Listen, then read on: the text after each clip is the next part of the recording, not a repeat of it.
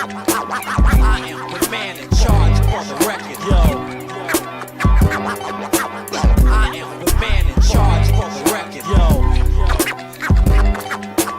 I am the man in charge for the record. Yo. I am the man in charge for the record. Yo.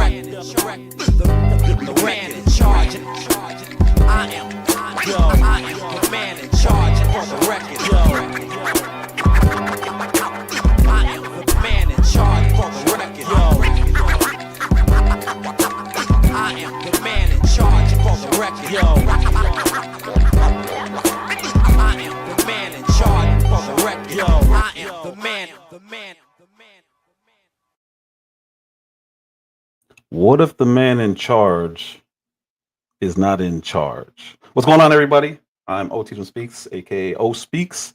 Baker Man Jr., what's going on, sir? Uncle L, hello, sir. Mr. Free J, Miss Just J, G Will, what's going on, people?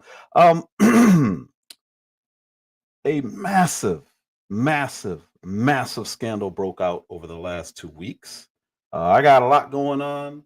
Got a kid that's not in school anymore, so it's way harder to go live. But I will be doing more of the um, short form videos. I put out 2 last week, so keep up with those. But this is one that needs to be discussed. Needs to be. Look at it. I've grown. I've aged. I've aged since the last time you guys seen me.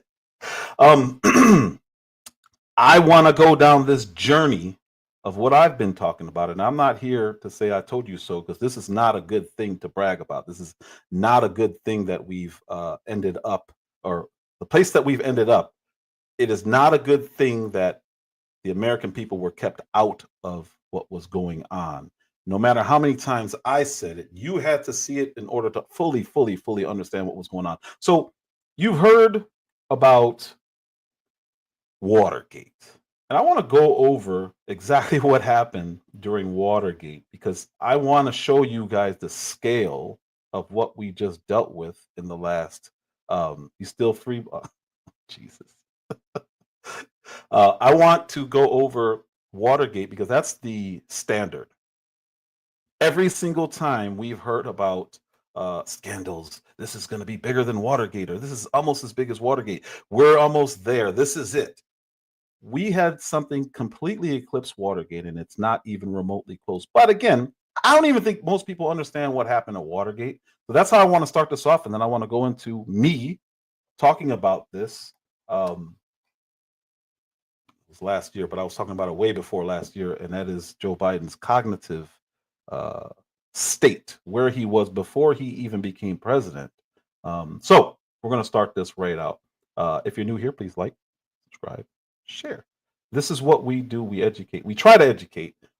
It's really not educating. It's just giving you information so that you can educate yourself. I think that's probably a better way to put it. But we're going to get right started. There's another thing that's happening, and that's going to probably be a video, and that's auto pen. I talked about this 2 months ago when the story first broke, and I talked about what I think is the important part of the story. Well, it's finally being addressed. So without further ado, let's talk about the scandals. But before that, Scandal is one of the most infamous political scandals in American history, and it led to the resignation of the 37th President of the United States, Richard Nixon. I shall resign the presidency effective at noon tomorrow. The Watergate scandal began on the night of June 17, 1972, when 5 men were arrested for breaking into the Democratic National Committee headquarters at the Watergate Hotel and Complex in Washington, D.C. These men were found with wiretapping equipment and burglary tools, and it emerged that they had ties to the committee to re-elect President Richard Nixon during the 1972 presidential election.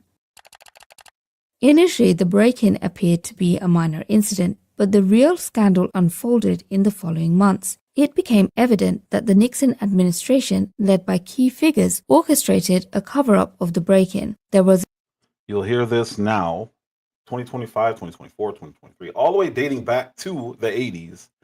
It's not necessarily the crime, it's the cover-up, and that's what'll get you.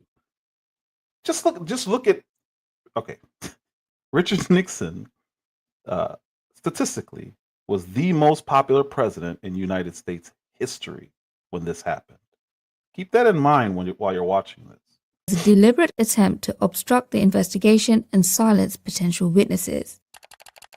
2 reporters from the Washington Post, Bob Woodward and Carl Bernstein, played a pivotal role in uncovering the truth. Their reporting exposed a web of illegal activities tied to the Nixon campaign and the White House. An anonymous source, dubbed Deep Throat, provided them with critical information.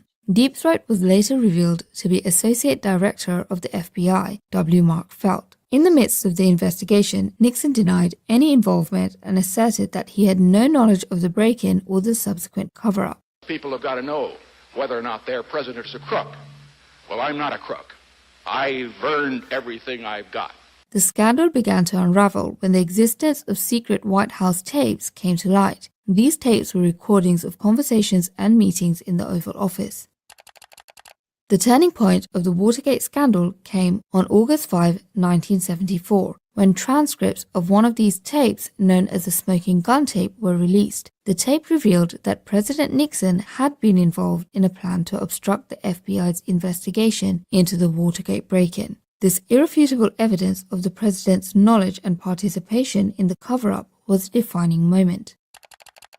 Faced with impending impeachment and near certain removal from office, Richard Nixon announced his resignation as president on August 8, 1974. Vice President Gerald Ford assumed the presidency and subsequently pardoned Nixon, sparing him from potential criminal prosecution.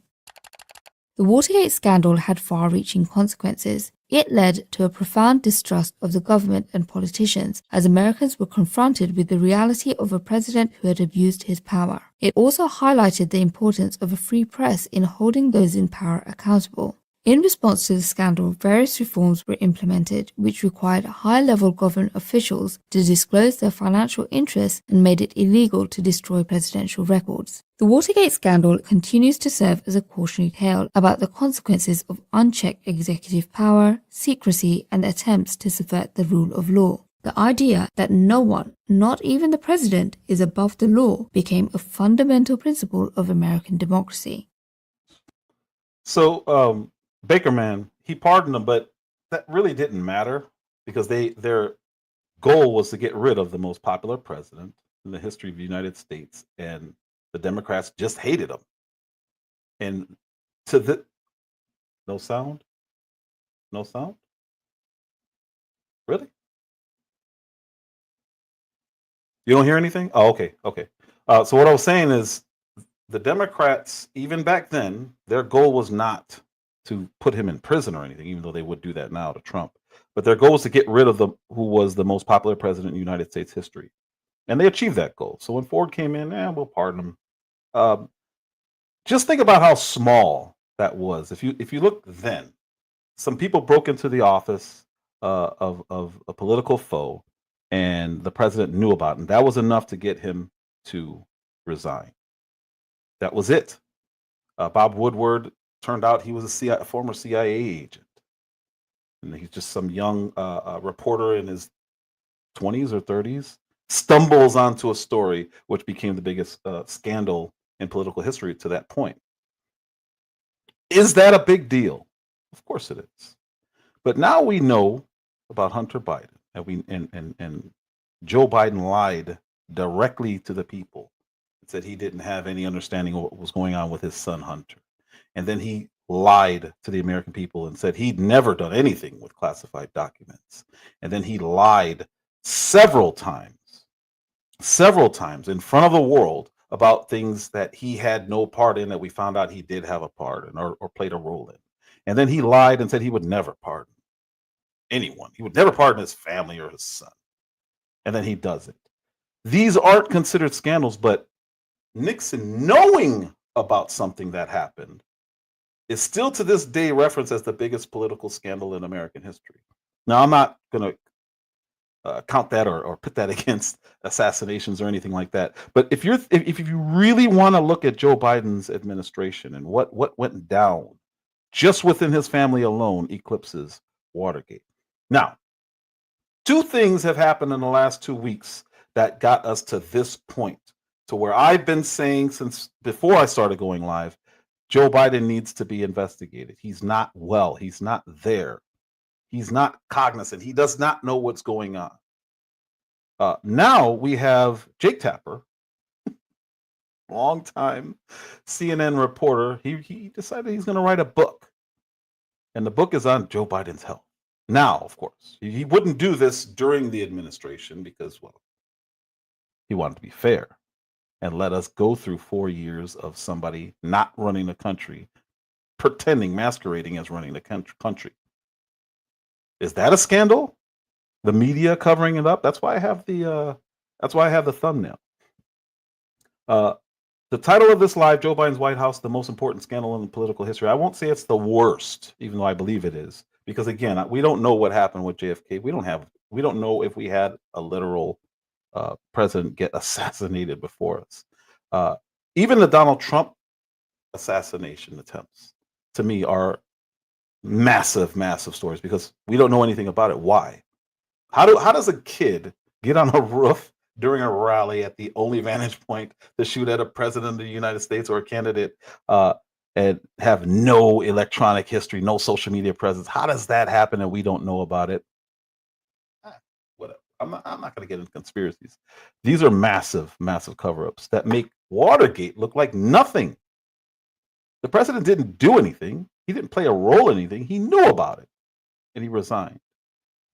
So here we are. This is me right before, or it may be when Biden dropped out, but this is me talking about it, and I'm going to play some stuff on here. This is the only reason I don't like playing myself. But instead of rehashing, going over this stuff, I want you guys to see where I was during these moments. And just take a listen to what was going on and what the media was doing. That one. Version of Biden, intellectually, analytically, Scarborough is the best Biden ever. He is sharp, intensely probing, and detail-oriented and focused. For example, we have 1,000 trillionaires in America. Billionaires in America. This is a man who is sharp, who is on top of his game, who knows what's going on. He's smart. He's on his game. His mental acuity is great. This is a very sharp president. And the people that I've talked to say he's as sharp as a tack. He's fine. They say he's sharp. There's not a problem. He was sharp. He was sharper than anyone I've spoken to. The president is sharp and he is tireless. He is sharp. As sharp as ever. And he's fine. All this. Whoever made this should have used the Curb Your Enthusiasm music, because this is right-wing propaganda that his mental acuity is declined is wrong. His brain is good. He's still great. He is sharp in meetings. I believe the people who say that behind closed doors, Joe Biden remains sharp. In meetings, Joe Biden is real quick. That there was one in there. I don't know if you heard. It was Joy Behar. Just keep that in mind, because at the very end of this live, I want to play something. Phenomenal. sharp. He's sharp. He's fit. There is nothing to these challenges, these suggestions that somehow he's not sharp. He's sharp as a tack. Sharp. Making sure that we're able to make every single solitary person eligible for what I've been able to do with the with the COVID. Excuse me, with dealing with everything we have to do with.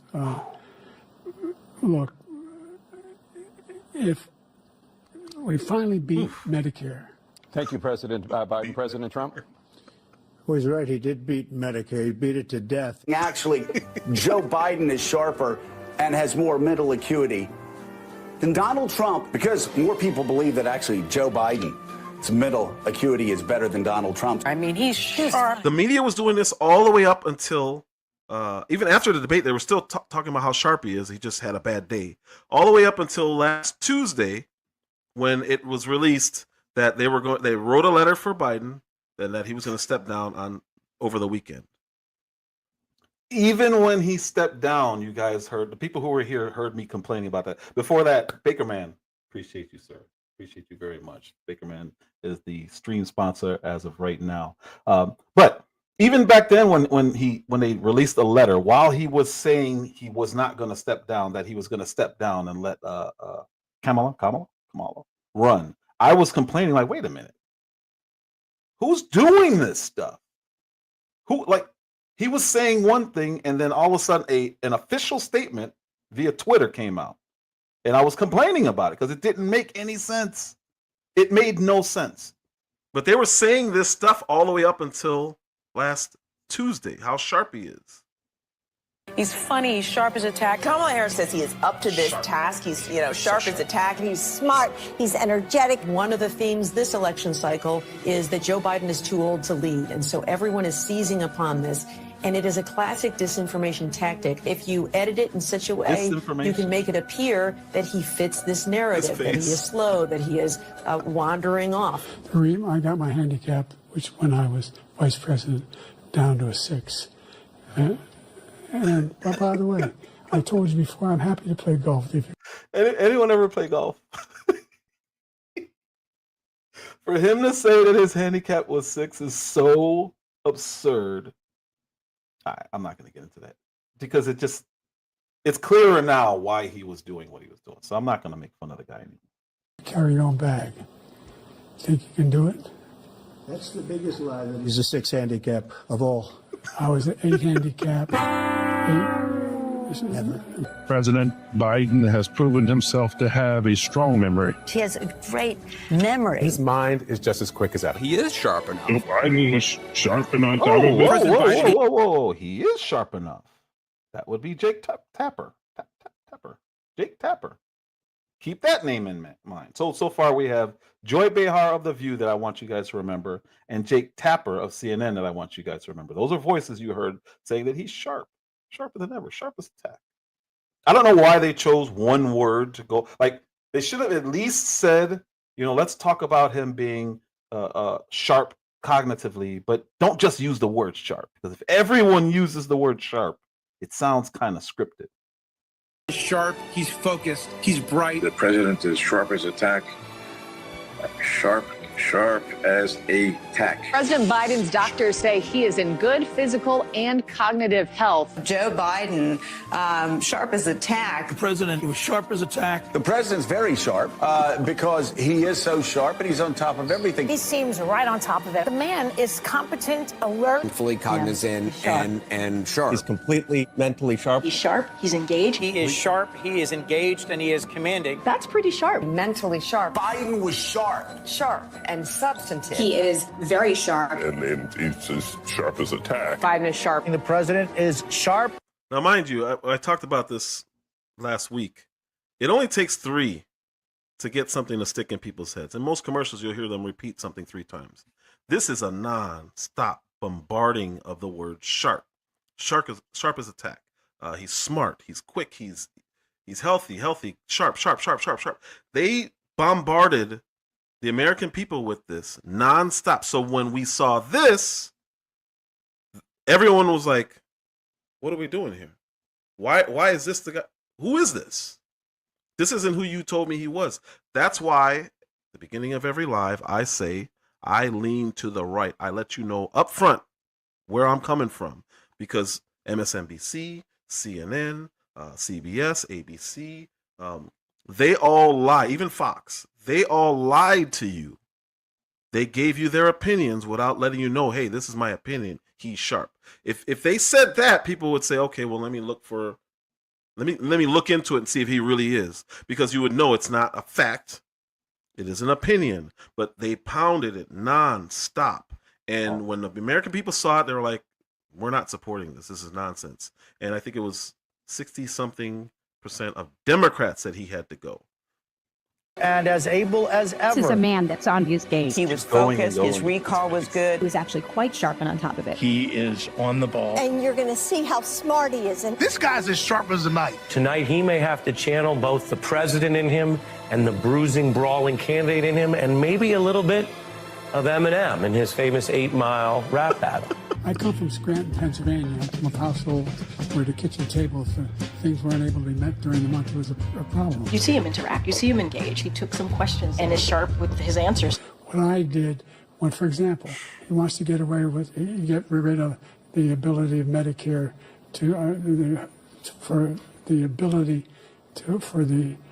He's actually perfectly sharp. He's totally focused. He's very sharp. And the proof is in the performance. I made sure every company in the world, every pharmaceutical company, cannot have to pay. And by the way, So every day, millions of Americans. I'm telling you, this guy's tough. He's smart. He's on his game. And there's no question that Biden presents stronger, younger, more energetic. The president has no impairment. I see his vigor. I see his energy. I say his age is an asset. He's wise. Yes, he's wise. He has wisdom. He's at the top of his game. I think he's better than he's ever been. The guy whoever edited this was phenomenal. Yeah, because we all saw it, right? But when you see it and you hear what they were saying about him, it just changes your perspective on it. It shows how really bad it was.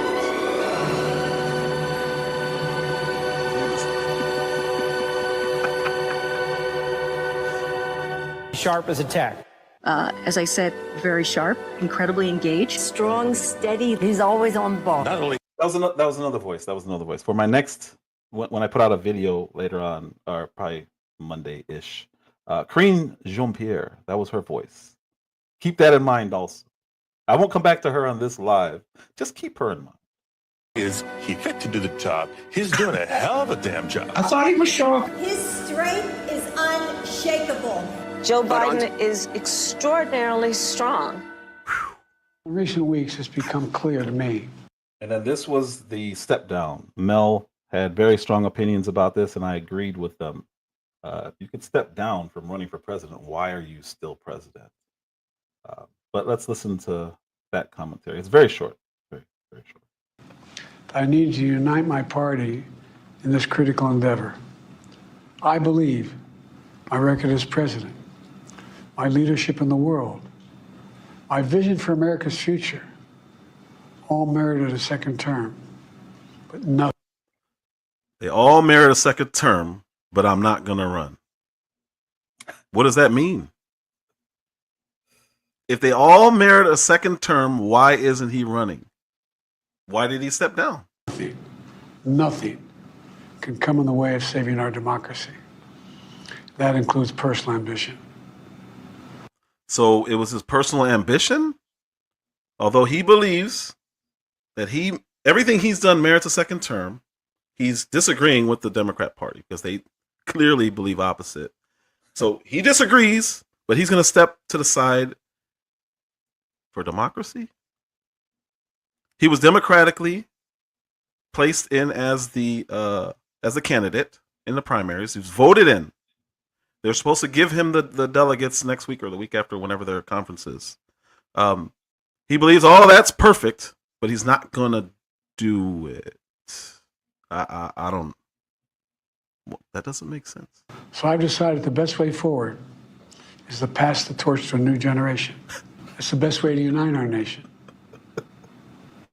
You know, there is a time and a place for long years of experience in public life.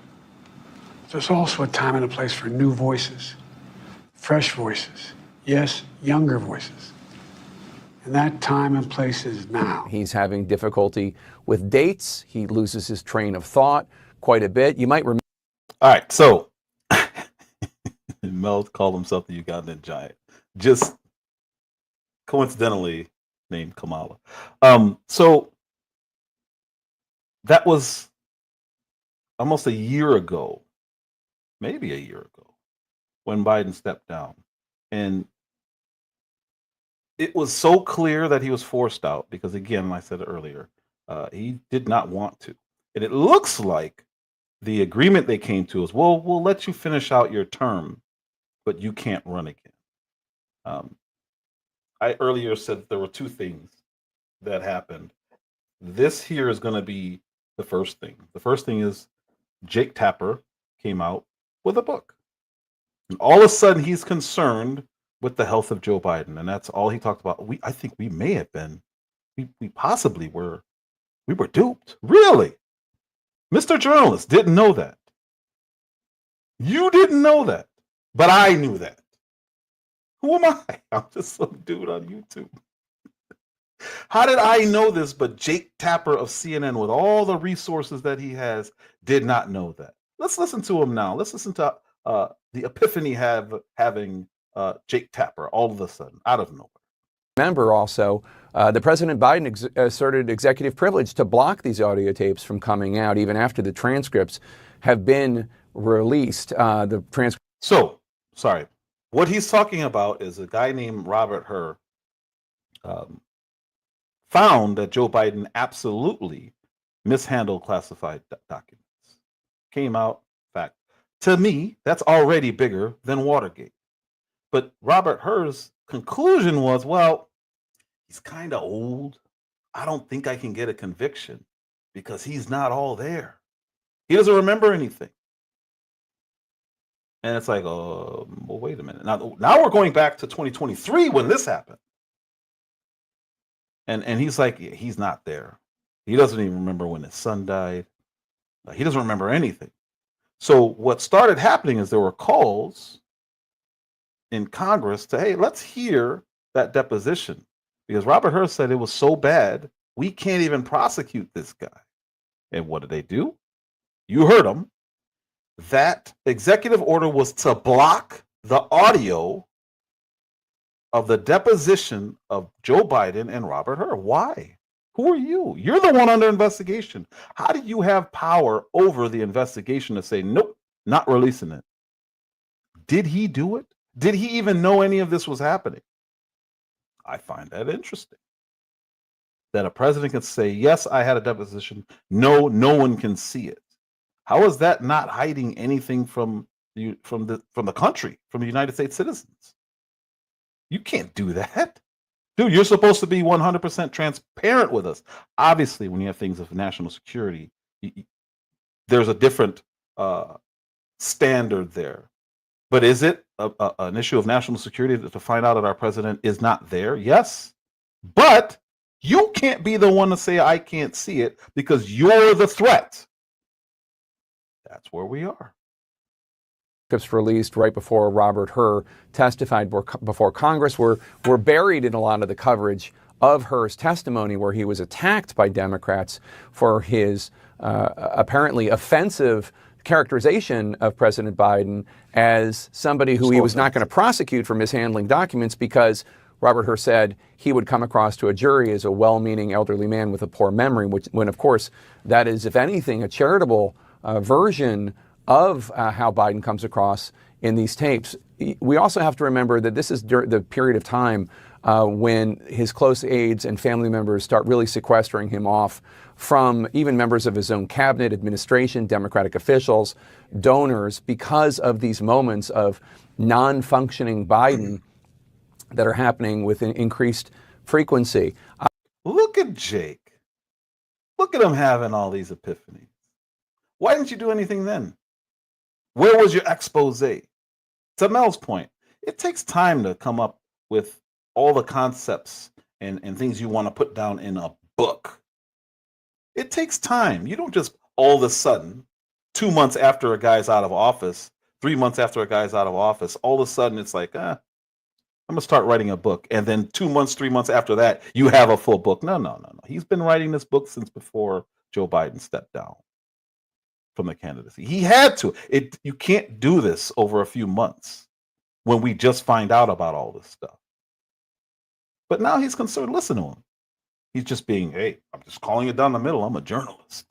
I want to throw to another clip. This one is a clip of when Robert Hur, who is investigating mishandling of documents by President Biden, then former Vice President Biden in 2017, 2018, wants to ask him about this period where he moves from the Vice President's residence to a house on Chainbridge Road in Virginia. And that is where the conversation begins. Let's roll that clip. This is the audio. The audio that they wanted in 2023. This is the audio. All of a sudden, Jake Tapper has it and he's ready to play it for the world. Hey guys, look what happened 2 years ago while I was caping for this dude. I don't know. This is what, 2017, 18, that area? Yes, sir. Remember, in this time frame, my son is either been deployed or is dying.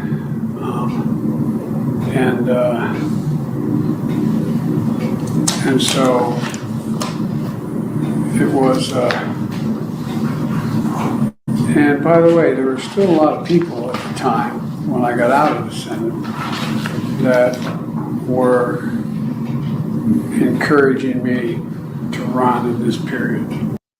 So what you heard there is Robert Hur just trying to talk about the investigative matter at hand, which is when Joe Biden shared these classified documents with others. But Vice President Biden is unable to figure out when this time period is. 2017 to 2018, he says, you have to remember that's when my son Beau was either deployed or dying. Now, Beau's death is obviously tragic, but that happened in 2015, not 2017, 2018. And Bo deployed in 2008, 2009. So he really doesn't have a grasp on dates, even dates surrounding one of the most important, significant, and traumatizing events of his life, the death of his son Bo in May 2015. And you might remember later on when the Hur report comes out, and Robert Hur explains to the world that while he thinks President Biden mishandled classified information, he isn't going to prosecute him because he would come across as a well-meaning elderly man with a poor memory. President Biden blames Robert Hur for bringing up Bo's death. Robert Hur, as you heard, did not bring up Bo's death. And yet the Democratic establishment, led by President Biden, also Vice President Kamala Harris and others, went after Robert Hur. Jake Tapper, you did too. I love this. This is amazing. Because all of a sudden, to Mel's point, he's got journalistic integrity. All of a sudden. He's protecting himself. He's separating himself from the crowd. When he was there doing it, he called it nonsense. He criticized people for bringing up the cognitive issues, we'll call them, of Joe Biden as saying, you're not a doctor. Who are you to diagnose? Jake Tapper did this. And now here he is, all of a sudden being honest. Coincidentally, 2 years after that Robert Hur conversation, deposition. Now, obviously, before that, Joe Biden had to be having issues because I was here saying he has these issues. I didn't make it up. Before they raided Trump's home in Mar-a-Lago, I said, well, wait a minute, what about Biden? We knew about the Corvette, the garage. Behind the garage, there were classified documents sitting behind his Corvette that Hunter Biden worked on regularly. The documents in UPenn, Hunter had access to all of that. Classified documents. That wasn't a story, apparently. None of that was a story. The home where they found classified documents in the closet of Joe Biden's, one of the guest rooms. Hunter Biden had full access to that stuff. Could it be that that's what he was selling? But now all of a sudden, this integrity comes out of Jake Tapper, and he's exposing something that how did I know this in 2020, 2021 before Biden even became president? How did I know this? How did I know this, but Jake Tapper of CNN had no idea? For that false assertion, but also for characterizing President Biden in a way that, frankly, seems rather charitable. Anyway, we have a lot more about this. My co-author, Alex Thompson, who broke this release of this tape with Axios, with his colleague Mark Caputo at Axios. Alex Thompson and I have a book coming out on this topic, Original Sin. It drops Tuesday, and you'll find out much more about how bad it really was behind the scenes. Hur's assessment.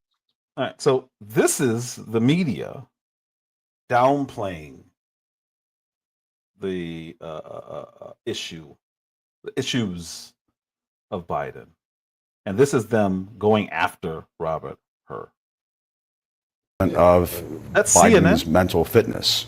Is that out of bounds? Should that have been in there? That is out of bounds. I mean, he's not a doctor. I don't think that Hur is a good faith actor, and I think that 345 pages of that show that. I mean, he's not a neurologist, right? Hur is not a neurologist. He's not a doctor. Mr. Hurd, as far as I know, is not a neurologist or a geriatric doctor. I found some of the language in the report a little bit gratuitous. The word of the day when this report came out to describe the descriptions was gratuitous. A very gratuitous hypothetical about Biden's age. And I think the word gratuitous is generous. There was so much unnecessary, inflammatory, and partisan kind of language that was used about President Biden in there. Do you think Hur editorialized? Oh, he definitely did. That report needed an editor. This kind of editorializing is unusual, peculiar. Frankly, there's just no role for it. Hur proceeded to editorialize ad nauseum. Gratuitous, editorializing. You see what they used the same words. They're not even creative enough to come up with a different way to say these things. They go straight by the script. About Biden's mental acuity, delivering right-wing talking points up on a platter. Her was there to determine whether or not Biden had committed a criminal offence, not whether or not the president is senile. So why extend beyond his remit if it's not politically motivated? There's a Justice Department tradition that you don't interfere with presidential elections. This seems like the height of interference. It's gratuitous. These really unnecessary points. That's what I'm wondering. Yeah. Unnecessary. That was not merely a special counsel's report. That was Robert Hur's audition tape to be Donald Trump's attorney general if Trump manages to win in November. And that's.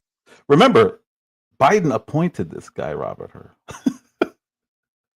So they still somehow flipped it to Donald Trump. He wasn't a president. He was gone. He was under investigation too for the same thing by another special counsel. But because he said what he said about Biden, they attacked him. That's kind of weird. It's exactly the way the Democrats need to frame this. This was politically motivated, and they need to confront it directly. I did ask Joe Biden to be transparent. Okay. Megyn Kelly is a hack, but she's kind of right to the center. But this is some of her best work. And she was a Donald Trump hater. Now all of a sudden she loves the guy. She's a hack. But I want you to see how she handles Jake Tapper, because what he's doing now is gratuitous. He's editorializing. About his health records in an interview in 2020. I did ask him about the fact that voters then he wasn't. thought that he was not transparent at all. No, he promised you that he would be transparent about his health records, and then he wasn't. And when you sat with him again, including 1 month after the Jackie Walorski thing, you didn't ask him about it. You didn't follow up on the fact that he was falling up the stairs, that he was losing his train of thought regularly, that he was slurring, that he was incomprehensible, that he was getting lost on the White House lawn. You sat right across from him and you asked none of that, notwithstanding the fact that he had promised you he would be fully transparent about his health issues. You know. Now this is journalism. What's going on, Anthony? She's calling him out on his stuff right there on the spot. She's not letting him get away with stuff. So again, she's a hack. But this is some of her best work, in my opinion, because she's not allowing him to just come up on her show and lie. Know as well as I do that there's a way of, you can say, hey, there's this poll on your age, or you could say, you just forgot that Jackie Walorski was dead. You asked where she was moments after watching a videotape tribute to her. You lowered the flags at the White House after she died. This happened 13 days before you sat with him. There is a way of pressing a man like that on the actual infirmities to bring it home to him and to the audience, and you didn't do it. It wasn't just that. I mean, you sat with him a couple of times in the course of his presidency, and these issues were not pressed. Well, there was at least that time, and then there was the time at the beginning. And but separate and apart from that, you covered the Biden's presidency. No. Let me just finish my point. You covered the Biden presidency. Okay, right, and it was 13 days after the Jackie Walorski thing. But you covered the Biden presidency aggressively throughout the 4 years, and you didn't cover mental acuity hardly at all. I mean, time and time again, when issues came up, you seemed to be running cover for the president. You didn't seem interested. Do you want to apologize to Lara Trump now? I've already apologized to her. I called her months ago. I feel angry because she was right. And not only did you not allow her to make her comments, but you seemed to try to humiliate her. You had a hostility toward the position, but she was totally right. And then you lectured her on how she was in no position to diagnose cognitive decline, which you guys do at length, including on page 4 of your book. You describe at length his cognitive decline, which is all she tried to do with you. But you had such a visceral reaction to her. Joe Biden's been saying stupid things for decades. Okay, I get what you're saying, but this minimizes it too, because it was more than saying stupid things. But I'm telling you, like over here in my ecosphere, we were covering all of these. It wasn't just falling down; it was getting lost. It was some of the stuff you report in your book. We knew, and we were reporting on, like the multi-jump cuts in the videos of him, where it was obvious he couldn't get through a 1-minute take. It was clear to us that he was using teleprompter. And there was some reporting on that at the time, all of which the White House was denying. Now, the current White House, I have some connections. With the Joe Biden White House, I had none. But you did. There was an attempted cover-up. It could only ever work if you allowed it, if the press allowed it. Some of us tried not to, and some of us were complicit. The Biden White House did not like me. Okay, I do not have great connections with the Biden White House. Well, clearly you have a lot of sources. You say you talked to over 200 sources for this book. So you have some you could have called and worked. No, that's the point, is that they were not being honest. That's well, the how point. did the Wall that Street Journal get it in June of 2024? And Jake Tapper and CNN couldn't find sources for this story then before he dropped out? Annie Linsky and Siobhan Hughes did an amazing job in their reporting. And they should be heralded, and I heralded them. I had them on my show right after the debate to talk about their great reporting. But Annie After Linsky, the debate. But you did not put them on when they published that story, which was before the debate. correct. I don't know what the booking situation was, but it wasn't because I didn't want them. I'm sure I said that day, let's book. I'm sure I said that day, let's book that. Did they? Yeah, you put on a Democrat, and you allowed the Democrat to rip on the report as a Rupert Murdoch sponsored hit piece. No. It's just Megan, killing. That's what happened. If we're going to do this, let's just stick to the facts here, okay? When there is a damaging Jake, report, that's what I've been doing all along. I'm talking about what you just said. Didn't miss the biggest story of the century when it comes to presidential politics, and one of us did. Biden has been diagnosed with prostate cancer with metastasis to the bone. That's according to a statement from his office. Well, let's.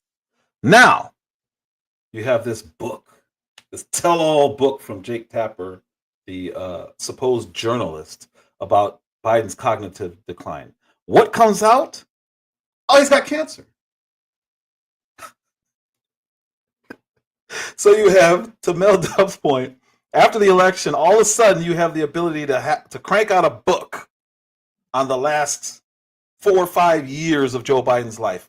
Out of nowhere, all of a sudden you can do this, right? And you can put it out in May. That fast, you can come up with all this information and all this sourcing to be able to cite these sources. All of a sudden, you can do all this. And now, all of a sudden, again, Joe Biden's got cancer. None of this stuff happens overnight. I believe, this is my opinion, and I'm coming from a right-wing perspective. This was all planned. They knew what they were doing. They covered up. They didn't care because at the end of the day, they'd say, well, we'll throw him under the bus after he's gone. And then all will be great. I can write a book in 3 months. Try to release it in 5. Joe Biden can get stage 5 cancer in 3 months, 5 months. And nobody knew about it. All of a sudden, So the two things that just randomly happen as soon as Joe Biden gets out of office, a tell-all book, there's actually another one coming out, but a tell-all book by Jake Tapper, the journalist, and cancer. So we can feel sorry for him and not look into, wait a minute, whoa, who's been running the country? How long have we known he's had cancer? This doesn't happen overnight. I'm going to play proof that this doesn't happen overnight. But let's listen to what's going on with Joe Biden, because this is nothing to be, I'm not going to laugh over this because this is not good. This is not good, but you knew about it and didn't say anything. So you had people like me making fun of the guy. Why? Because you lied and said he's just fine. Oh, really? Well, I'm looking at this. I'm looking at this. Now to come find out you knew the whole time that he was getting cancer treatments, which causes fatigue, which causes mental lapses, memory problems, all the things that I've been talking about since before he got elected. We knew. We just didn't know because you wouldn't confirm anything. You would call me a right-wing extremist for saying these things. I had X posts deleted for talking about this. And I'm not joking. I may go find them for you guys. It was misinformation. This is before Elon Musk, long before Elon Musk. Out of nowhere, in 2025, revelations happen. Tell-all books and cancer. Well, this explains it all. Let's go to our North America correspondent, Jake Kwan, now. So, Jake, can you just give us a bit more detail around this breaking news? Yeah, please. There's actually very little detail available from the statement we received from former President Joe Biden's office. He has went to the hospital to get examined, and the doctors have discovered a prostate cancer in the biopsy that they have taken, and that this cancer, they appears to be a more aggressive form of cancer, that it had spread to his bone, which is not a very good sign. So what happened a little bit ago was that last week, Mr. Biden was having some trouble. He had increasingly more and more urinary problems, and then he went to a hospital in Philadelphia, where the doctors have taken a sample of him, and they discovered that there was a small nodule, a little bump in his prostate. So they took his sample, and on Friday, past Friday, they have discovered that it was in fact cancer. And this cancer had metastasized to his bone, which usually means that it is incurable at this point. It is quite advanced. I mean, Mr. Biden he's 82, and this is actually not his first time dealing with cancer. 2 years ago, I want to know who this guy is, because he's just reading a script. You mean to tell me that a president of the United States had prostate cancer, and it advanced in according to this guy, they just found it. He's having problems with his urine, and all of a sudden, stage 5 cancer. That's not how it works. You want to know how I know that that's not how it works? Well, I'll play a couple doctors telling you that's not how it works. Was treated for skin cancer as well. And prostate cancer is something that is actually very common for Americans who are reaching a more advanced age, like Mr. Biden. After skin cancer, prostate cancer is the second most common form of cancer for men in the United States. And it also happens to be the second most deadly form of cancer for men in the United States. So the doctors and the family of Mr. Biden will be discussing on what to do, the treatment plans in the coming future, and that's what we have learned just a little bit ago. And we know, don't we, Jake, that it's what, nearly a year. Mel, everyone knows this. Everyone knows this. At the age of 40, it's time. If you are the president of the United States, you are not going to tell me. If you are, matter of fact, he was a senator forever. He was a senator longer than I've been alive. You're telling me that they've never done a screening on Joe Biden? All of a sudden, it pops up as stage 5? Really? Best doctors in the world. Best coverage in the world. And all of a sudden, stage 5 to the bone. Yeah, that's not how it works. After the former president was forced to drop out of the US presidential election, that was over concerns about his health and his age. That's correct. There has been a lot of concerns, a lot of talks around his health. It's even worse than this, Mel. Sorry for cutting it off. He said they have a freaking ambulance falling behind the motor car. Yeah. Last year, before he stepped out, they did tests. They did physicals and they did cognitive tests, supposedly, on Joe Biden. 100% healthy. So at the very least, 1 year ago, we know he was checked for everything. At the very least. And he was good. But since he got out of the out of White House, stage 5 to the bone. That's not how it works. It's just not how it works. There was that quite apparent cognitive decline that was happening after his, quite frankly, an awful debate performance against President Trump, where he seemed to forget the track of his thoughts. He seemed to forget the names. He seemed to misspeak multiple times during the performance. There were also speeches where he seemed to also forget some of the names or people that were very close to him.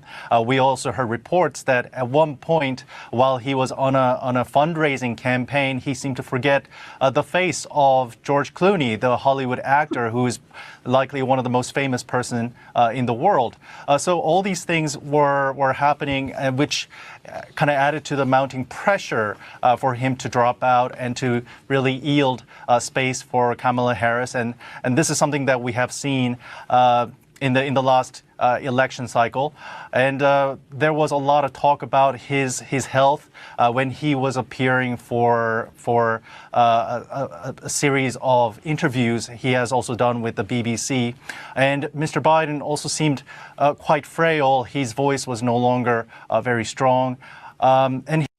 Mr. Guy, whoever you are you saying that this did not just all of a sudden happen? Then just say it. Why are you acting like you're reporting down the middle?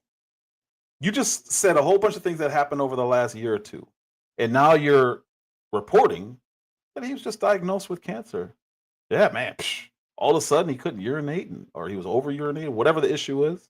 He was having these issues, and well, I'll be stage 5 cancer to the bone. What are you saying, Mr. Guy? His general health decline was becoming very visible. So I think a lot of people seeing the news from last week that he was going in for a biopsy, that this nodule was discovered, I think a lot of people had concerns for his health, and people had hoped for the best. But it is unfortunate that this news came today. I want to talk a little bit about former President Biden and what I've said publicly about this. Explain to him, Drew. Here are some of the facts. I want to set this up for you in terms of my suitedness to talk about this topic. I have prostate cancer. I've had a prostatectomy radiation, SBRT. 14 years ago was the prostatectomy is probably 12 years ago now. SBRT about 3 or 4 years ago. Doing fine, thank you, but I'm very involved with an organization called the Prostate Cancer Foundation, where we fund research on prostate cancer. I listen to scientific lectures on the topic of prostate cancer on a bi-monthly basis. Number 3, I've treated prostate cancer for 40 years.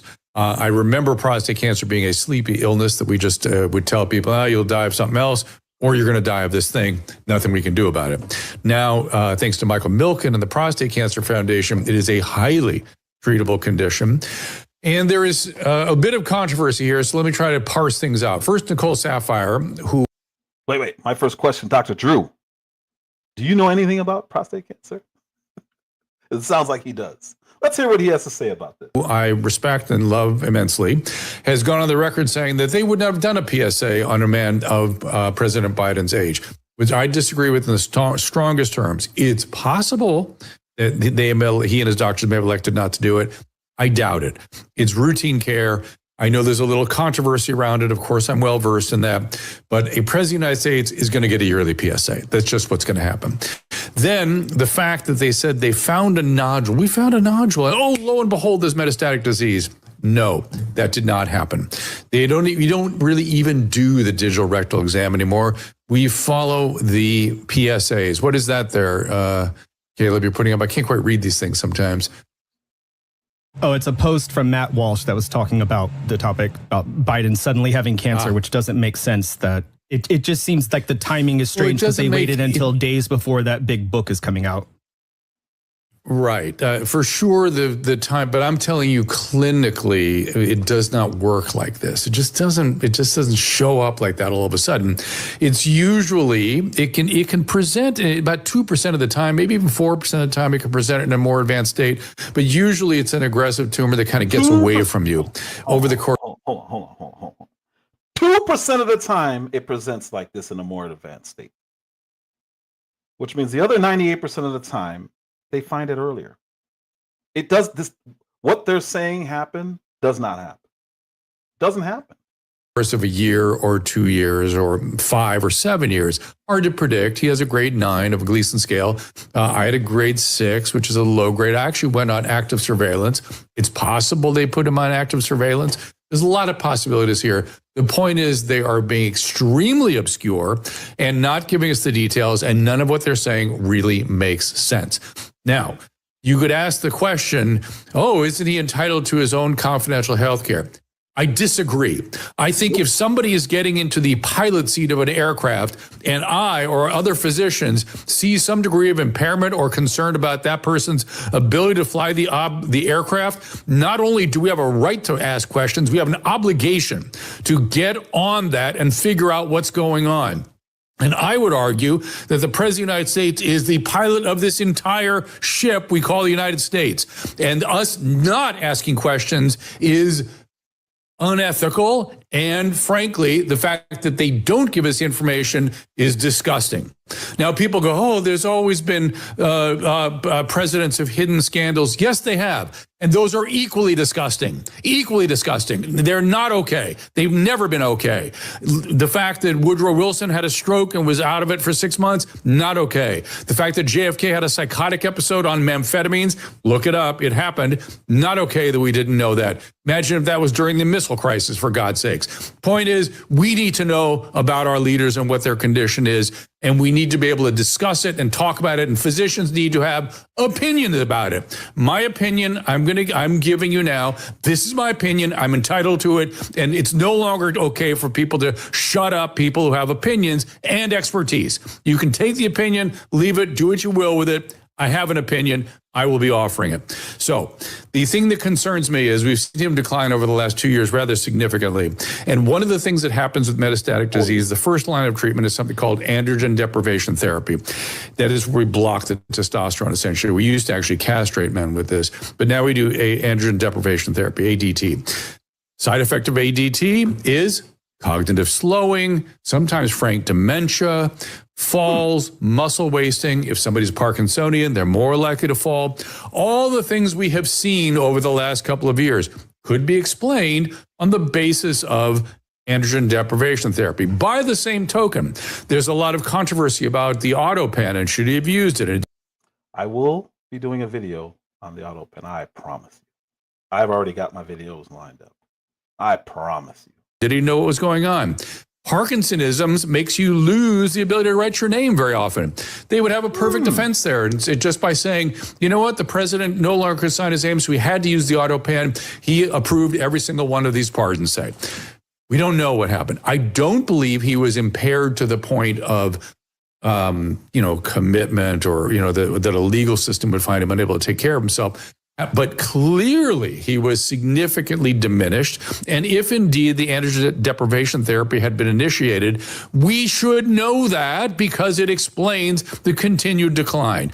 So whatever is going on here, there is my opinion. I don't treat the man. I don't know what's going on. I'm trying to read the tea leaves that they give us, but it is rather disgusting that a president does not open the books on their health care. I think that needs to be a standard. I think every president should take a Montreal cognitive inventory. I know President Trump has done that a few years in a row. He should do it publicly. We should see it being done. This is not speculation. If you have prostate cancer that is spread to the Look bone, at Joe. then he's Joe Scarborough. Look at him with some integrity now. Isn't this phenomenal? All the people who covered this stuff up are all of a sudden now great men of integrity. Ezekiel? Really? Ezekiel Emanuel? Really? You have integrity now also. Listen to these guys. certainly you were saying had it when he was president of the United States. Oh yeah.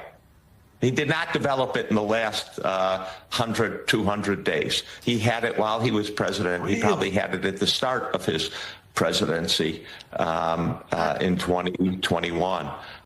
So, Dr. Mark, first of all, how serious do you think his current condition is? And secondly, your response to what Ezekiel Emanuel said.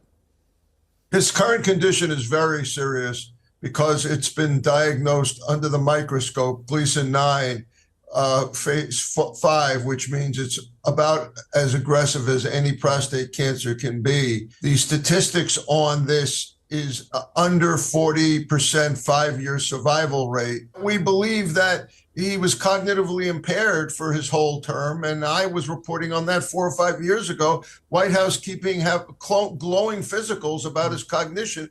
How can we then jump from there to assume that whatever they write right now is completely accurate and full? He said under 40% survival rate. He has less than a 50-50 chance of living from this. Just throwing that out there. Fully disclosed. And as Ezekiel Emanuel, who's an oncologist, by the way. He's an oncologist. It's what he does. One of him and his brother Ram, two of the most prominent Democrats in this country's last 15 years, 20 years. They were under the Clintons. They were under the Obamas. Some say over. All of a sudden, men of integrity saying, yeah, Biden had it during his presidency. Most likely through the whole thing. Where's this all coming from? The ultra Democrat saying he likely had it throughout his term. I believe that's true. There has always been a mass trust issue because politicians. Remember I told you about Joy. I brought her up earlier. All of a sudden, they're acting confused. Like, I can't believe this is happening. This is the view. All of a sudden, wait, how come nobody told us? Trust issue because politicians, media, nobody does what they're supposed to do. Now, I say, for me, listen, he's 83, so he's a little stumbly, he's a little rumbly. I can't point to anything that he's done as that he did. No, as that was running for his next 4 years. But I'm saying, I want not you. But I want somebody to tell me, well, when did you know it was bad? If you knew, why did you wait? Yeah, so can I answer that, Can I get in He for a said second? that it was after he moderated the debate. Yes, but that's not, I'm sorry, baby. That's not what I'm talking about. I'm talking about if you're telling me that hundreds of people knew that he was not able to do his job, then where the hell was everybody? She literally has the nerve to pretend, feigning outrage. Word of the day, feign. She is pretending to be outraged. I don't know why. Wait a minute. Do you mean Joe Biden was sick? How come nobody told me? I demand answers. There's a move right now. And Mel alluded to it earlier. There's a move for Democrats to pretend to be independent. This is what they do.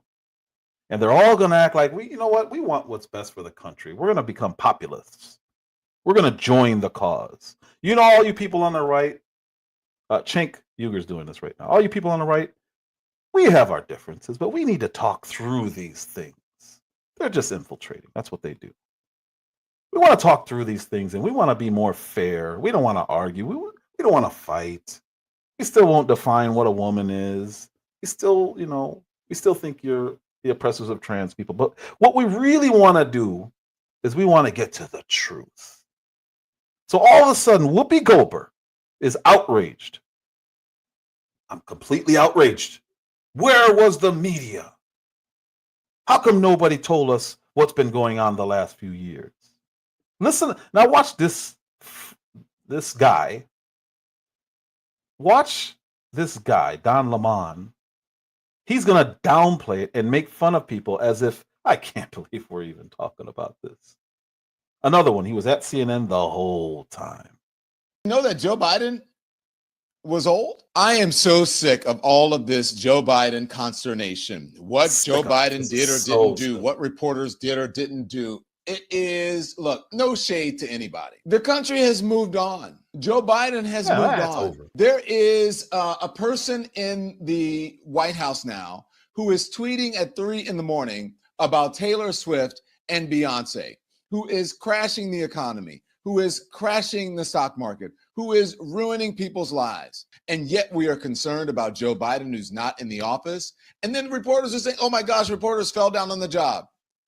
No, there were some of us who were in the news media, who were in corporate media, who were not afraid to ask the question, as I did back even before the midterms, taking off on Joe Biden's own take saying that he was going to be a transformational figure. He may only run for one term, and that his age, according to him, was even a concern. And so there were some of us who asked the questions. Not all journalists fell down on the job. And guess what?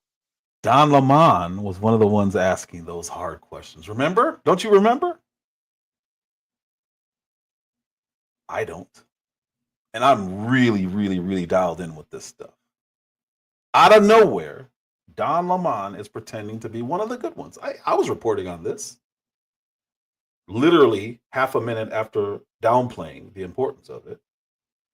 All of a sudden, Don Lemon and Jake Tapper of CNN, they're saying, hey, we talked about this. We were reporting on this. What are you talking about? We're trying to let you guys know what was going on. We knew the whole time. There could not be a more fake human being. A lot of us already knew, Joe Biden is old. Here it is. Watch. President had the stamina, physically and mentally, do you think, to continue on even after 2024? Don, you're asking me this question. Oh my gosh. And why are we talking about an old man who has cancer, prostate cancer? Why are you picking someone when they are down? There it is. Again, something Mel alluded to right there. Sorry. That's something Mel alluded to earlier. They're going to try to shame us. I think it was Mel. Somebody said he's going to pass, and then they're going to shame people for bringing it up. It's gone. It's gone. But somebody brought it up. I think it was Mel, and he said if Joe Biden dies and passes away, anyone who says anything is going to be shamed. They're already starting it. You just saw Don Lemon. He's already starting it. This is it. This is what they do. Let me show you guys one thing, because he's talking about Donald Trump crashing the economy. Yeah, about that. Let's see. Let me pull this up real quick. Let me get rid of that. Remove. Can I bring this up? They won't let me bring it up. Let me get rid of that video. Remove video. There it is. Trade deficit narrows by a record amount as imports decline and exports rise. We are back down to inflation of almost zero. Remember what all the gaslighting they were doing about tariffs and how horrible it would be for the country? And how he's going to start all these trade wars and destroy the economy? They used short-term panic and spread lies. I mean, doesn't get much clearer than that. What's going on, Mel? You there yet? Yeah, man. Salute to you, bro. What's up with you? What's going on, sir? How you doing? Man, not much. Just you need to have your own news show, because listening to these dudes, man, it's almost like they have this alternate universe that people did not literally watch them in real time say and behave the way that they have behaved. And yeah, that was me. I said, here's my prediction. I'm telling you right now, Biden's going to pass away this year. They're going to make him to be this heroic lion in the Senate.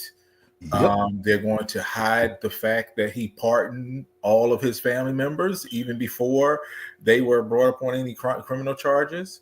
And the media is going to shame anybody who brings up the fact of, well, if he had, how did they not? If there's anybody that you should know has a medical condition, it should be the president of the United States, because as much as he probably gets checked and probably gets screened, like I said, they literally, when he has a motorcade, they literally have an ambulance. They literally have his blood type in case anything happens. And he needs at all times, in several places at all times. So it's crazy to say, oh, well, we didn't detect that he had prostate cancer. And for all you guys out there, make sure that you guys get your regular prostate screening, especially when you get over 40. So make sure you take care of that. Make sure you do that. But it's funny because, like, how do you not know? That's not. I don't know. You done pissed me off today with this line, man. But so more importantly than the media malpractice that we saw, who was running the country. He had more vacation days than any president on record. Now, was he on vacation? No, I think he was getting treated. But while he was incapacitated, who was running the country? When I go to the auto pen thing, does he even know what he was signing? How do we know? We know nothing about who's been running the country for the last 4 years before he got elected. And to add to that point, I don't think I'm starting to lose a little bit of confidence in Donald Trump being this go-getter for justice, because a lot of people who he said was going to be locked up are not necessarily locked up yet. But I'm trying to figure out, like, isn't there a crime if you have a federal official knowingly perjure? So let's say, for example, Kim Pierre's Jean-Pierre, whatever, the lady who got him, she now has a book out and she's supposedly independent, I guess. That's part of my auto pen video. I already have that. But if she knowingly knew this man was sick and she got up there and saying he was fine, these people dozens of times. She didn't just say it once. She's one of the people who kept saying he's sharp. He's sharp. She was habitual about how she did it, and she was attacking. So this is. I work with him every day. He runs circles around me. Well, free Jay. Idiot. Salute to you for telling the truth. You gotta, at some point, when you got that uncle, you gotta get the keys and take it from him. They literally, he literally cried again on TV over that. Of course they knew. That's what made it so sad for them. But who was running the country during all of this? That's what I need to know. How you doing, Miss Mercy T?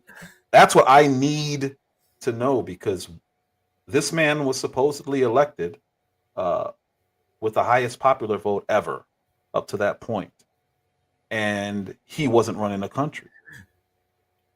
I don't understand how that's not the story here. I legit don't understand it. So historically, what they've done, and I think Dr. Drew or someone mentioned it. Of course, I don't know if you guys know the history about Woodrow Wilson suffering 2 massive strokes, and his wife was the main person signing off on a lot of legislation in 1919 and 1920 that a lot of people didn't know about. Because had people known about it, they would have been outraged, because America elected Woodrow Wilson. They did not elect Edith Wilson. So essentially what we had was we had people in positions around Joe Biden who were making legislative decisions that we didn't elect. And now the way the history teaches about Edith Wilson was she loved her husband and she wanted to protect him. Are they going to do this with Jill Biden now? Yeah, Dr. Jill, get it right. So I'm concerned. Hey, salute to you, Paul Thomas.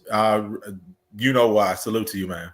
But that's concerning, and I really get angry at people who talk about politics and don't know really what this, excuse my language, the fuck they're talking about, because they'll sit here and get their news from people like MSNBC and CNN, and to some degree Fox News.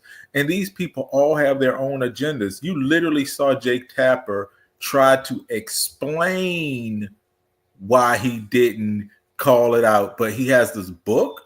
Yeah, listen, I've written an unpublished book before, and it took me a year just to write an unpublished book. How quick was it for this man to write a book? That means he was writing this book during this whole time. It had to be 3 months. They still had to go through the editorial process, production, distribution, because it's starting to be distributed now, or it's already out. But how do you get a book from beginning to end in 5 months? I've never heard of that.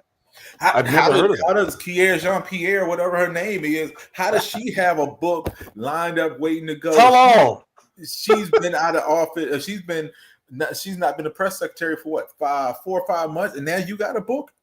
What you want to tell us? That you? I have a whole presentation on that. It's so ridiculous. So clearly, she was taking notes the whole time. This is interesting. Oh, look at this. Oh, look at this. Now you want to tell us, after you are the main person, you were his representative, his voice to the American people. Now all of a sudden you have a tell-all book on how horrible it was. Yeah. Now you want to expose it. Now you got these people are not truth speakers. They're accomplices. That's what they are. They are people who willingly, knowingly, and intentionally withheld information from the American people that could have made a decision on how we voted even in the 2020 presidential election. And they deceived us and they were dishonest and they lied to us to make us think that Joe Biden was this tact sharp individual when he couldn't even hold his spoon right to put soup in his mouth. But even with that, if the Democrats knew they were being lied to like that when Joe Biden turned it over, you think they would have had the same support even for Kamala? That they did? No. They would have been through her to the wall. The people knew that they were being lied to. That's why he had to step down. If they knew, if the media never went through their campaigns to prove how smart and sharp and how well he was, it wouldn't have been as big of a deal. When the people saw him on the stage, they were like, yeah, that's Joe. We know, but he's better than Trump. And they would have went on with it.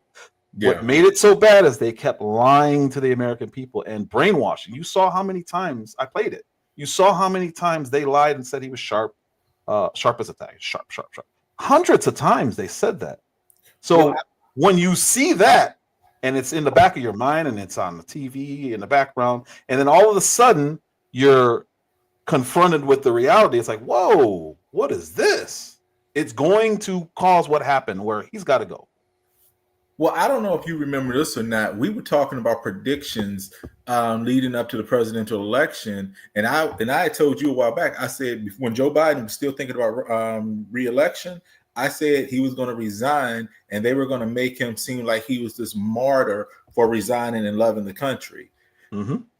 What I didn't foresee happening, because I thought they were going to let Kamala Harris become the president, like at least run it symbolically and get that win. What bothers me more than anything is if he resigned in July, that means that everybody knew at least by July something was wrong with this motherfucker. Something was wrong with this dude. Yep. So you mean to tell me even if he was president for 3 years and 6 months, we had a paper president from July until January 20th of the next year?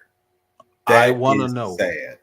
I want to know which aides, who are the people who were putting together those executive orders. I want to know exactly who was putting together those pardons. If he was involved in all those other weird ones, the retro dated ones for Fauci, I want to know that he actually played a role. I think they need to have a new deposition and just ask him. It doesn't have to be under the penalty of perjury or any kind of criminal repercussions, because he's old. He's not going anywhere. They're not going to lock him up now. I just want the information. Hey, did you know that you pardoned Fauci dating back to 24 or whatever those were? I just want to hear his answers. If he remembers, he remembers. This just happened was it January or December when all that happened? Just when he pardoned. No, that was in January. Yeah, so he pardoned all these people and all his family members. I think they should just ask him straightforward. Hey, did you pardon your brother? Yes. Did you pardon your son? Yes. Did you pardon Fauci? Yes. Did you pardon Liz Cheney? Yes. Like, I want to hear the answers. I want to hear it come out of his mouth. I'm sick of tweets. I'm sick of statements over X. It doesn't make sense to me. I want the actual information coming out of his mouth. And if he remembers, he remembers. If he doesn't, he doesn't.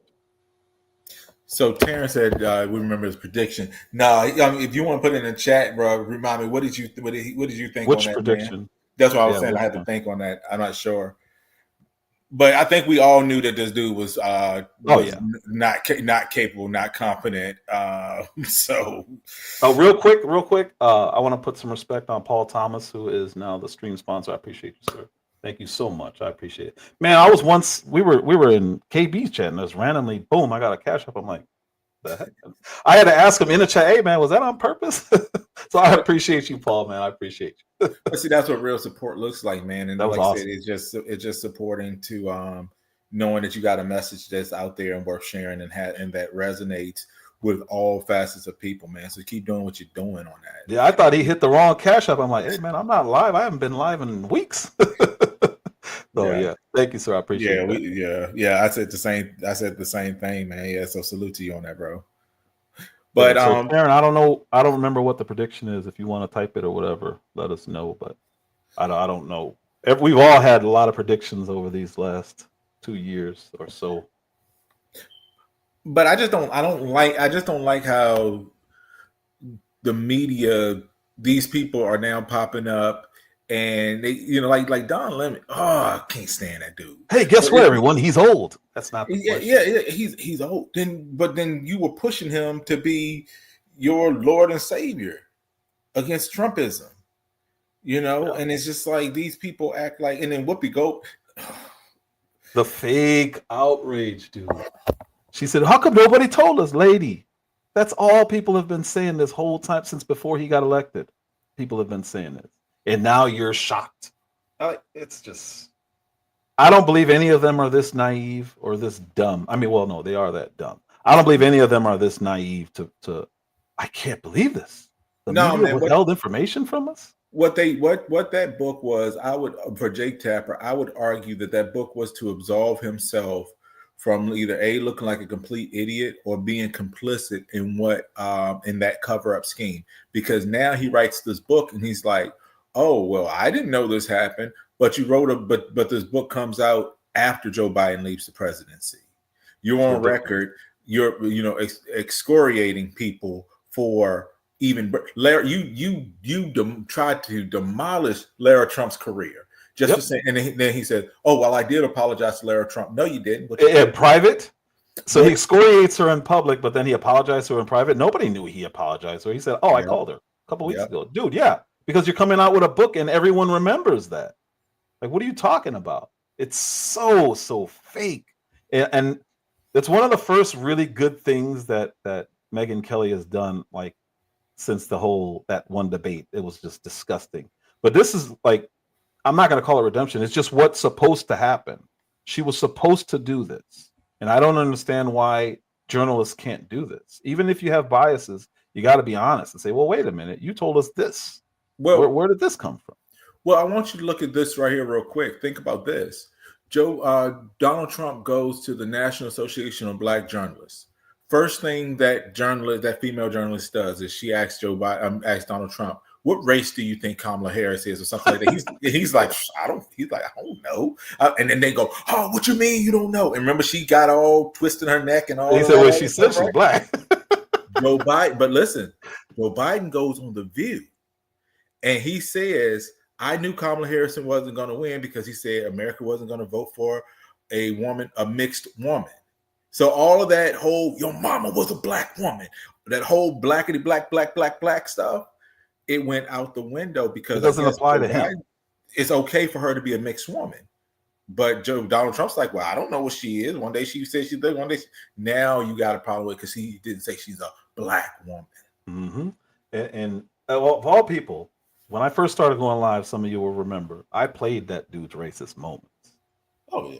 There aren't very many more racist politicians still alive in politics than Joe Biden. It was disgusting, some of the things. No, I disagree with you on that one. Right now, who? Yeah, Chuck Schumer, Ted Lieu, who else? Dick Durbin. Remember when he called Tim Scott a token? Ted Lieu. Lou, he said he called Candace Owens white supremacist. Yeah. So those are individual things. Joe Biden has 30 years, 40 years of that. So I can't agree that they're. I mean, we can agree they're all racist, but I would say they're bigoted in different ways that reflect the slave master mentality of patriarchy.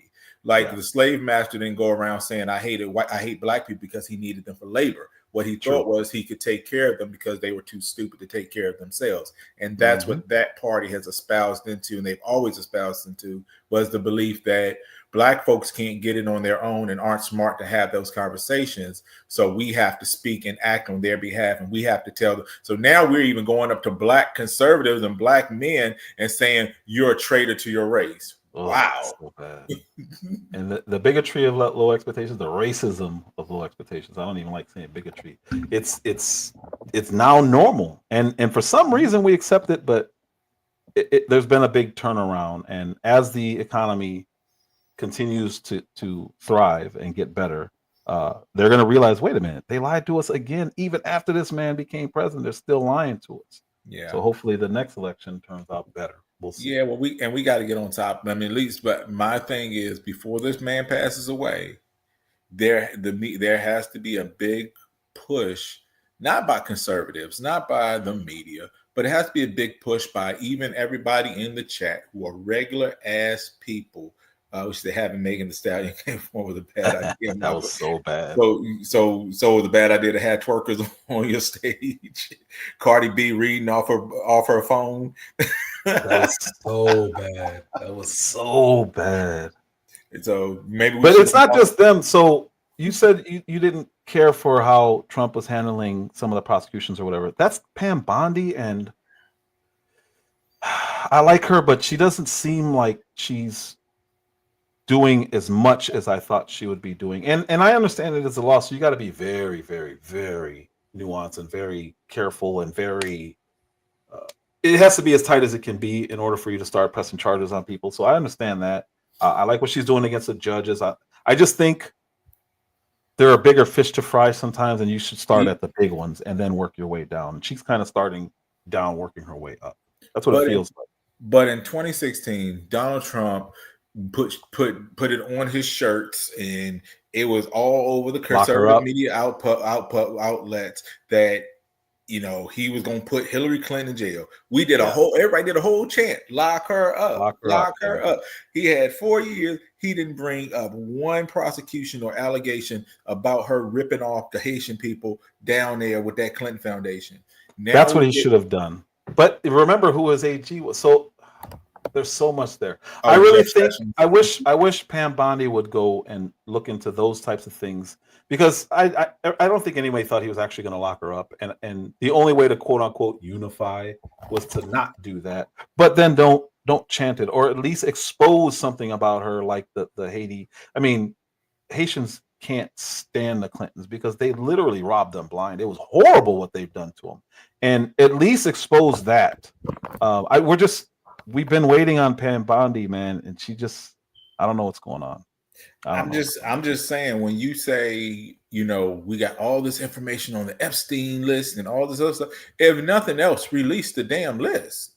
Yeah. You know, you don't need a prosecution with releasing the name. The public is going to prosecute every single person that's on that list. But when you say you're going to release this list and you don't release this list, and then Elon Musk comes out with that tweet about Trump being on Epstein's list.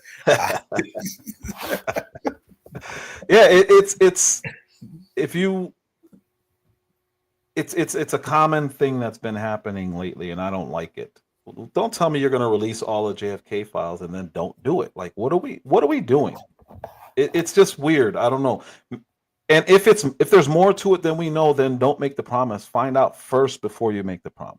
Or come out and say, you know what? And when we made this promise with you guys, it was, you know, we thought it was going to be a slam dunk, but we got all this other stuff we got to get through. They make it seem like it's this a movie release. So they give you these little previews, you know, like, you know, so it's just coming soon to a theater near you. Yeah. Taryn, I agree. I mean, like, Donald Trump is not and I'm scared of anybody who thinks he's the perfect president. I'm scared of anybody. I don't think anybody says that. Yeah, I'm scared of anybody. People, you'll be surprised. Some people do think that. Some people think that Joe Biden or the Democrat Party, you know, was Jesus Christ reincarnated. But Donald Trump is a very wise and knowledgeable man when it comes to economic things, and I think that's where we need it most in this nation right now. Yeah, because the other thing, JFK assassination, all that stuff, don't matter if we're all struggling and economically. So it is the most important thing, but that doesn't mean you can't do other things. And it's kind of annoying. As much as Bongino and Pam Bondi talked about exposing the swamp and everything, if you understood how difficult it was going to be, you start out saying, hey, you know, I'm not saying it's going to happen on day one, but by the end of our term, we will work as hard as we can to expose this, and this. Because when you start making promises, people like me are going to expect them to be done. Otherwise, I'm going to be mad. I'm going to be disappointed. Like, what is this? What are we doing? And yeah, and Taryn, that Diddy thing, same thing. It's the same thing. Now there's a trial going on, but that doesn't mean we don't know who was at these parties. It's all that we have the information. But to be honest, it's the same type of list. It's not going to probably not going to be much different, to be honest with you. But because you had to charter planes and get people to those islands, it's concrete. There's nobody who can say, "Well, I wasn't there," or "I left." You didn't leave. You were there. You took a plane and a boat to get to this guy's island. So I don't know, man. Promises made, promises kept, and that's the whole thing as far as holding elected officials accountable. Like I said, I'm a conservative. I own that. I live on that. But at the same time, I don't live on that mantra just because a Republican does it. It's okay. Just because a Democrat does it, it's not okay. I don't have any derangement syndrome one way or the other. But if a waitress came to my table and I was sitting there and she said, or he said, "May I have your order?" And I gave them my order. And they came back because I just took my family. We just went out to eat earlier today, and that waitress came back and I asked for a tea and she brought me a Sprite. I'm not going to say, "Okay, well, I can just accept it." I'm going to say, "Where's my tea at?" Yeah. So if you promise me that you're going to give me something and you don't deliver on that, or even just say, "You know what, this is the problem with it," tell me we don't have any more tea in the bag. Yeah. But don't. It's on the menu. That is a promise. That is a guarantee that if I say, "Hey, can I have this?" and you say yes, you just agreed that it's on the menu and that I can have it. Pretty simple. Let's see. Terrence said, "Look who's not talking." Now, I'm just gonna let that one play out. And because it's still being adjudicated, I can't complain too much. But the Epstein thing should have been released. I don't like that it hasn't been. I don't care the implications. I don't care the politicians. It seems as if they think the political backlash is more important than us having the information. That makes no sense to me. Because you're there because we put you there.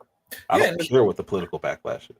And I don't even care if at this point, if you're talking about prosecution or not prosecution, but if you have the list, that means it's your list. That means you have the ability to release that list. And I thought the Freedom of Public Information Act, the media would have already requested that information because it is, I guess, a government document.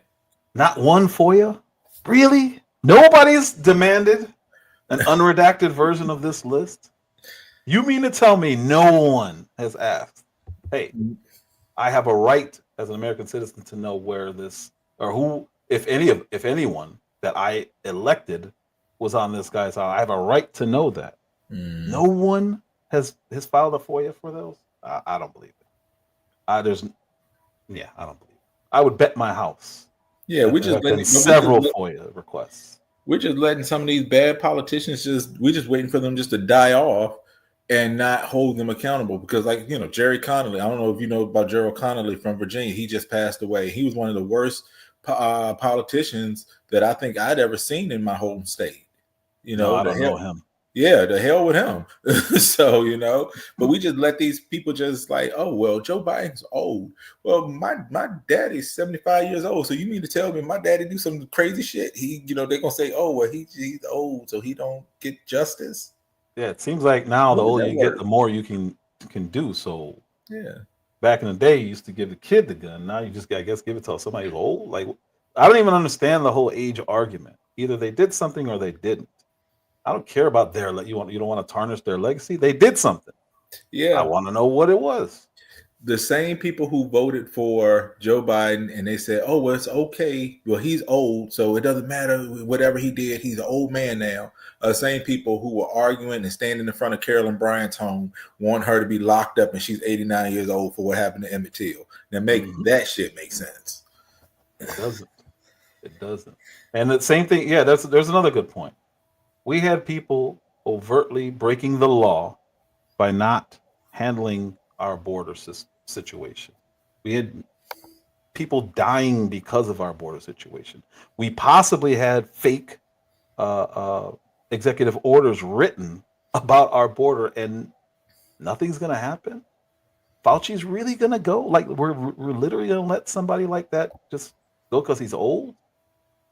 I don't care about age. I care about what somebody did. I don't even care if they prosecute some of them. I just want the knowledge. I need to know. We literally stopped ivermectin from being pushed into circulation that could have saved.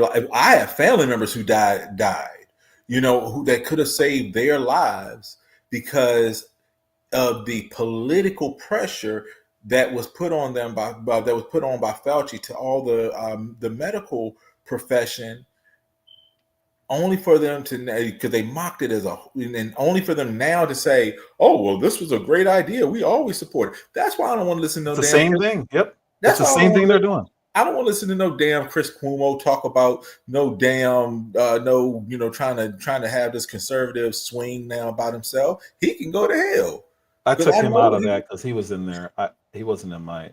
I had him in my presentation. It just, hey, ladies and gentlemen, I knew this the whole time. Like, dude, come on, what are we doing here? Now all of a sudden he's acting like he was forced to do things because he got fired from CNN. So he's blaming all of his old takes on CNN. It's like you're still a grown man. What are we doing? It's so annoying. But yeah, they're doing the same thing with COVID as they did, or they're doing the same thing with Biden now as they did with COVID. Just pretend like no. I didn't say any of that. It's like, we saw you, dude. You realize we saw you. You were public. We can still go back and see you saying the opposite of what you're saying now. So this is something that I'm watching, whether it be in the news, whether it be here on social media or whatever the case may be. I notice a lot more people would rather double down and get themselves more dirty instead of just saying, "My bad, I was wrong." And our news media outlets today. So take example, Stephen A. Smith and about the stuff with Kwame Brown and how he's like, "If I had known it would have bothered that brother, I probably wouldn't have gone that hard." Instead of just saying, "My bad," instead of saying, "You know what, I was wrong." So that's what they do now. I don't know how to describe it. They don't just say, "I was wrong." Because they know a lot of people didn't see it. What's going on, TP? So with him, there's a perfect example. Now that he wants to run for president, all of a sudden he's this conservative centrist. It's like, dude, we saw you caping for Kamala Harris, and then as soon as she loses, I knew she wasn't going to win, or I knew she didn't. It's like, dude, what are you doing? We see you. Like, they act like they're not on camera when they're saying all these opinions. All of a sudden, he's this center-right person who's being begged to run for president. Nobody wants him running for president. It's so absurd. I watched Piers Morgan talk about him, and I'm like, you really think this dude has a chance to be president of the United States? Do you not know his history? This dude's he's one of the biggest liars out there. Really, really, really weird. So here's the funny thing about that. When I used to go to work, I would listen to Sean Hannity. This is probably back around like 2010, 2011. Stephen A. Smith used to be on Sean Hannity regularly, all the time. Yeah, they would debate. Yeah, but no. But he agreed with him more often than he disagreed. And so it was strange when he then came out and went so hard, because I felt he got pressured by the Jamil Hills of the world to be this blackity black, I'm all black, pro black, y'all type of person, especially with Colin Kaepernick and all this other stuff. And now he's going back to, I guess, what he was supposedly supposed to be originally. And that's the same thing happened with RG3. Now they want to go back to the centrist position when they crashed all out in Donald Trump's first term, being against him and pro this and pro all of that other stuff. It's crazy to me. Yeah, you know what? He used to argue with O'Reilly. That's what he used to argue with. O'Reilly is more of I don't even know what to call his conservatism. It's more pragmatic. He calls it a little bit more down the middle. So I guess he was pretending to be. Stephen A. flows with the wind, man. That's all I can say. No, Genesis says it right. Selective crisis of conscience. That's what they have. Yeah. All of a sudden, he's gonna put on a dashiki. when he needs it, because he's in trouble in one other area of his life, that he becomes pro-black again. That dude's just fake. I can't with him. No way he's gonna win. No way. He couldn't even get nominated. No, I wouldn't vote for him just the way that he built his brand up, disparaging successful black men, and how he tore down their accomplishments just so he can prop himself up and make himself feel more important than what he really is. When he can't even, he don't even have a real jump shot, and nobody can find his high school records, but he claimed to be this basketball guru that could hit 17 3-pointers. Man, I can't stand Jason Whitlock, but shout out to him. We still got questions about that book that Stephen A. Smith wrote. And at least he was an athlete. Like, yeah. Even though he looks the way he looks, it's because of the position he played. That at least he was an athlete. I mean, at least he got a paperclip of himself. In this day and age, there is no way that there should be no records of somebody's high school career. I just don't buy it. I don't believe anything Stephen A. says. I don't know how he was able to wipe everything. He was like, yeah, I hit 17 3-pointers and I got a scholarship at Winston-Salem State. But you don't have no record of you scoring 20 points or 10 points in a high school basketball game. Come on, bro. Nothing. Nobody walks on and never touches the basketball court in high school. That is at an HBCU that was hot back then. That actually didn't he say? Yeah, I think he said he went and hit he couldn't miss threes. He hit 7 or 10 threes in a row, some garbage. That's enough to get him onto a team. Okay, all right, but we believe you. Terrence said, "Look at how bad the DNC is right now. Stephen A. Smith might be top 3. Hell, they still want Bernie Sanders. Yeah. They now flipped on Biden over his age, but they're still rooting for Bernie Sanders. But no, AOC is high up still. Ilhan Omar. They want Crockett. Jasmine, Lady Crockett. I can't see them going for Ilhan Omar. They still love these. It doesn't matter if they're going to actually do it. These are the people that they love. These are the people with the whacked out politics that they love. And you have that wing still battling it out with the Schumers of the world. And Stephen A. is what they've come up with.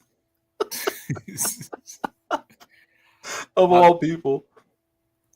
I'm telling you. So that's where we've gotten now. Is we look at who's the most high profile popular person, and blame Donald Trump for that because he came out of left field, out of nowhere. Yeah. But he's a really smart businessman.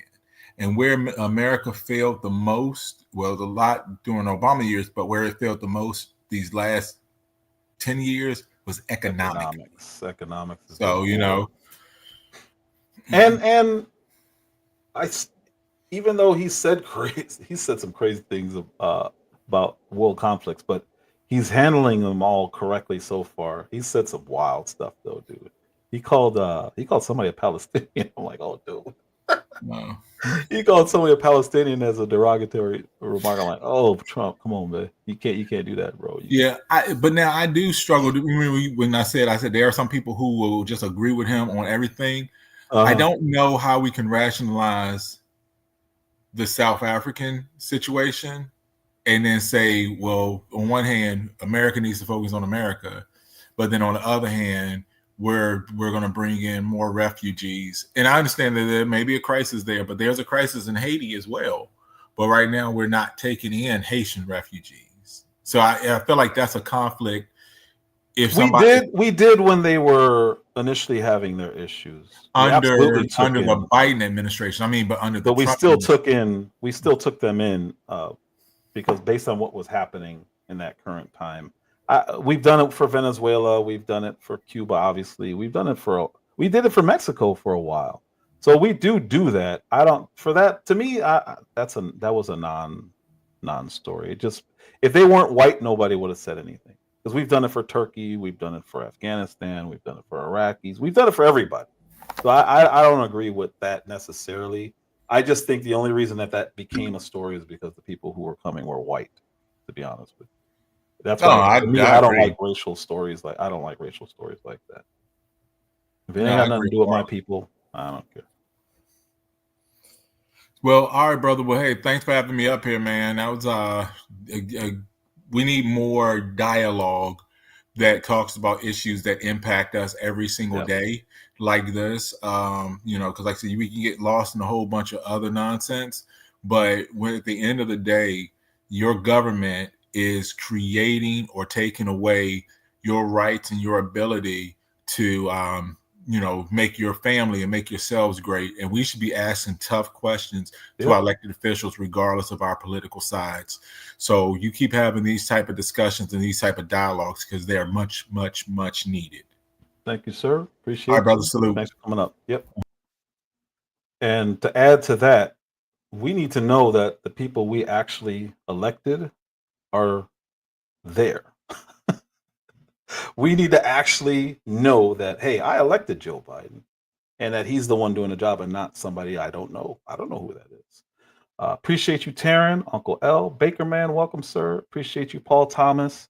Who else was in here? TP, Miss Genesis, Mercy T. Thank you all for coming. I really, really, really appreciate you all. Who else was here? I know I saw Catcher Matta Jagger was in here. Thank you, thank you. Short attention span, popped in, said I'm back in the clouds, popped right back out. That's hilarious because they show that they have a short attention span. That's awesome. Who else was in here? Thank you, Miss NC Lady B1. Appreciate you, appreciate you. Roll Rich, thank you, sir. Appreciate you for stopping by. Mike Levin, thank you as always. Fenici was in here. Awesome. Good to see everybody who was in here. Free J, thank you all for the donations as well. Miss True Essence was in here. Yeah, I appreciate everyone coming in here. Mel Dub, obviously. I think I said Mike Levin already. I go live on things that I think are important for everybody, not just for what I think individually. Who else? There was other people in here. So I said Roll Rich already. If I missed you, I apologize. Oh, Anthony was in here. King Outlaw Anthony was in here. Thank you, sir, for stopping by. My content isn't for everybody. I understand it. I get it. It's different. G. Will was in here as well. It's different. I get it. I fully understand. But that don't mean I'm going to change it. And I'm not going to add anything to it. Miss Just J was in here as well. My first mod, her and Miss Phoenix Rising.